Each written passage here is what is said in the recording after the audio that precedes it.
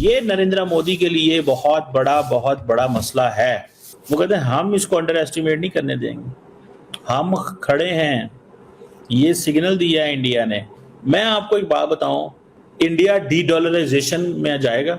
India हर कीमत पे American power को कमजोर करेगा, हर कीमत पे अमेरिकन पावर को कमजोर। इंडिया नहीं छोड़ेगा अमेरिका को।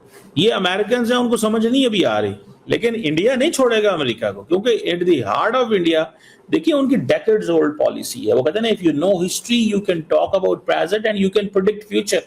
The Indian history is visible, Indian history is very much visible. पायन इंडिया अपनी स्ट्रेंथ पे खेलता है कि मेरी ये स्ट्रेंथ है, मैं ये हूं। लेकिन सर अमेरिका एक बहुत स्ट्रांग कंट्री है और कोई माने या ना माने, लेकिन बहरहाल सुपर पावर तो है। तो आपके ख्याल से कितनी देर आप लोग जो हैं वो उसके मर्जी के खिलाफ चल सकते हैं? देखिए, पहली बात कि कितने देर तक ये ब्रिटिश एम्पायर से हमने लोहा लिया, वो तो अमेरिका उसके सामने बच्चा है।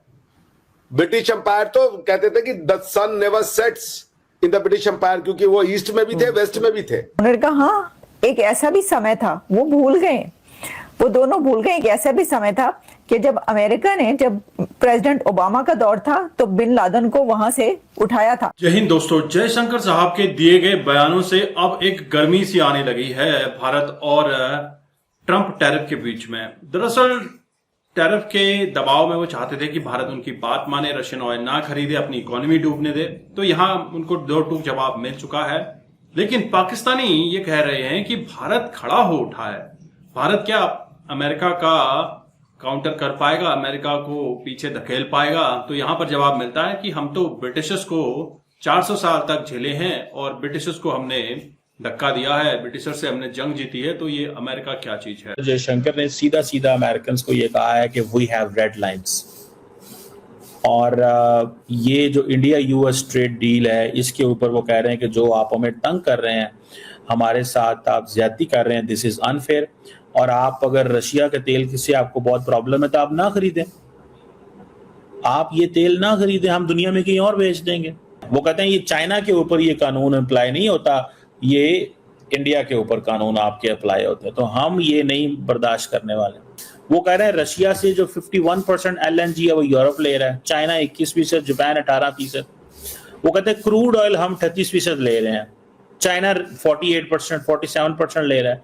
हमारा आपको 37% क्रूड ऑयल चुभता है, लेकिन यूरोपियन यूनियन की जो गैस पाइपलाइन से जो गैस आ रही है 37%, वो आपको नहीं चुभ रही। यूरोपियन यूनियन जो LNG ले रही है 51%, वो आपको नहीं चलती। Oil products other than that, तुर्की 26% ले रहा है, चाइना 13%, ब्राजील 12%, इंडिया भी कोई 6-7-8%। अब इंडिया का जो आर्गुमेंट है वो क्या है कि we are basically giving stability to the international market domestically in India and to the world. और साथ में इंडिया ने ये भी कहा है कि हम अब 30-40 मुल्कों से तेल खरीदते हैं, और ये वो चीज़ वो कह रहे हैं कि ये आप जो है ऑयल जो है इसको मार्केट जो है वो स्टेबलाइज करती है, और ये चीज़ें वो कह रहे हैं चलेंगी। क्योंकि अब देखिए इंडिया बड़ी मार्केट है, ये नरेंद्र मोदी के लिए बहुत बड़ा मसला है। वो कहते हैं हम इसको अंडर एस्टिमेट नहीं करने देंगे, हम खड़े हैं। ये सिग्नल दिया है इंडिया ने। मैं आपको एक बात बताऊं, इंडिया डी-डॉलराइजेशन में जाएगा। इंडिया हर कीमत पे अमेरिकन पावर को कमजोर करेगा, हर कीमत पे अमेरिकन पावर को कमजोर। इंडिया नहीं छोड़ेगा अमेरिका को।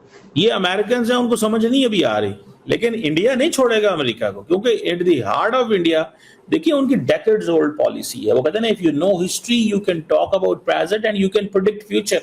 The Indian history is visible, Indian history is very much visible. पायन इंडिया अपनी स्ट्रेंथ पे खेलता है कि मेरी ये स्ट्रेंथ है, मैं ये हूं। मैं जाती तौर पे ये समझता हूं कि इंडिया अमेरिकन पावर कमजोर करेगा, अमेरिका को कमजोर करेगा और अमेरिका की मदद से करेगा। मेरी बात तो एकदम समझ में क्लियर है कि ये हमने रिफाइन किया ही यूरोप के लिए ताकि यूरोप अपने सैंक्शन को खुद ही फ्लाउट कर सके। मतलब उन्होंने नियम बनाया कि हम रशिया से ऑयल नहीं लेंगे और उसके बाद हमें बोला कि तुम ऐसा करो, तुम रिफाइन करके वही ऑयल हमें बेच दो, क्योंकि जब वो रिफाइन हो जाएगा तो वो रशियन ऑयल नहीं रहेगा, वो इंडियन ऑयल हो जाएगा। तो हम इंडिया से ऑयल खरीद सकते हैं, हमारे लॉ का वायलेशन नहीं होगा, क्योंकि रशियन ऑयल हम नहीं खरीद सकते, वो हमारे लॉ का वायलेशन होगा। ये है वो कॉन्सेप्ट पूरा। लेकिन सर अमेरिका एक बहुत स्ट्रांग कंट्री है और कोई माने या ना माने लेकिन 12 सुपर पावर तो है। तो आपके ख्याल से कितनी देर आप लोग जो हैं वो उसकी मर्जी के खिलाफ चल सकते हैं, या कितनी देर जो है वो भारत जो है कोई ऐसा स्टेप ले सकता है जो अमेरिका अप्रूव नहीं कर रहा? देखिए, पहली बात कि कितने देर तक ये ब्रिटिश एम्पायर से हमने लोहा लिया, वो तो अमेरिका उसके सामने बच्चा है। ब्रिटिश एम्पायर तो कहते थे कि the sun never sets in the British Empire, क्योंकि वो ईस्ट में भी थे, वेस्ट में भी थे।